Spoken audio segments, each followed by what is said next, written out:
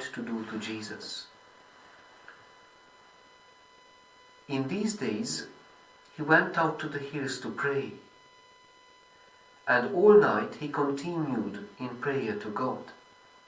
And when it was day, he called his disciples and chose from them 12, whom he named apostles: Simon, whom he named Peter, and Andrew, his brother, and James and John, and Philip and Bartholomew, and Matthew and Thomas, and James the son of Alphaeus, and Simon, who was called the Zealot, and Judas the son of James, and Judas Iscariot, who became a traitor.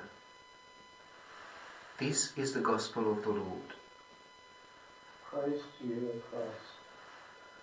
Before we give a pause, some time to spend with the gospel, just a brief thought on our readings. In our first reading, what can strike us is how David respects the authority of God, the anointed of the Lord. He could have killed Saul, but he spared his life because he didn't want to do harm to the Lord's anointed. So he respected the presence of God.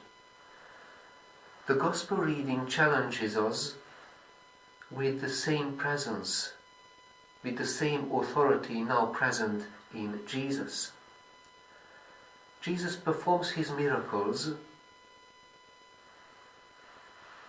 in the power of God, making God's healing power present among the people, making his glory rest in the midst of them when he heals the man with the withered hand.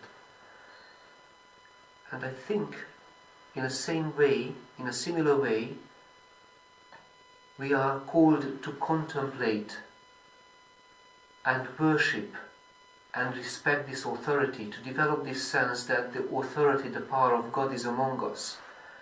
Just as the disciples did, they saw how God's healing power is present through Jesus and in Jesus.